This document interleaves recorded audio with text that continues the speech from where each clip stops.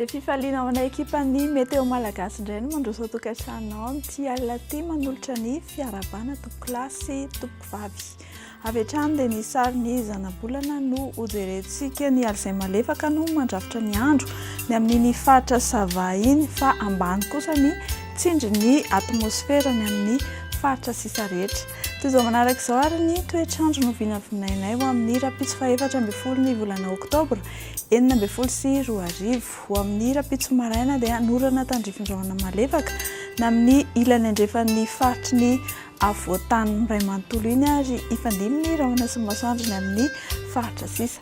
Ho amin'ny rapitso tolakandro dia holalovandrahona ny faritra Sava sy Analanjorofo. Hipoitra kosa ny orana tandrifin-drahona mety arahakotroka ny amin'ny faritany Antananarivo sy Fianarantsoa teo aloha, tahak'izay ihany koa ny faritra Menabe sy ny faritry Melaky iny fa ifandimbiasa ny rahona sy ny masoandro ny amin'ny faritra sisa. Ny maripana no vinavinaina ho amin'ny rapitso tontolo andro dia somary migaingaina hatrany.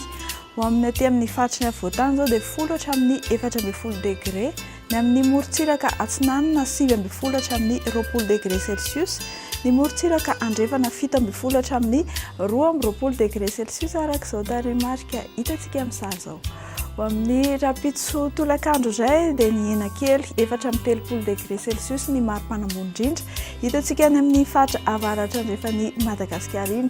Ny any amin'ny tendrony atsimo kosa 30 hatramin'ny 1 degré ny amin'ny faritra avaratra indrindra 20 hatramin'ny 13 degré Celsius.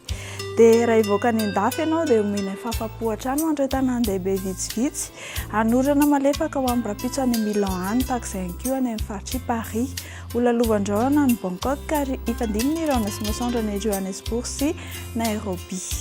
Ho an'ireo nosy rahavavy manodidina ny nosy Madagasikara dia anorana tandrifin-drahona hatrany amin'ny rapitso any Seychelles sy Comores.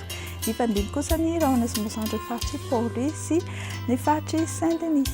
Dia izay indray tomponklasy tompovavy ny mamarana ny météo antsika ho amin'ity alina ity dia manome fotoananao izahay ekipan'ny Météo Malagasy ho amin'ny manaraka indray. Veloma tompoko!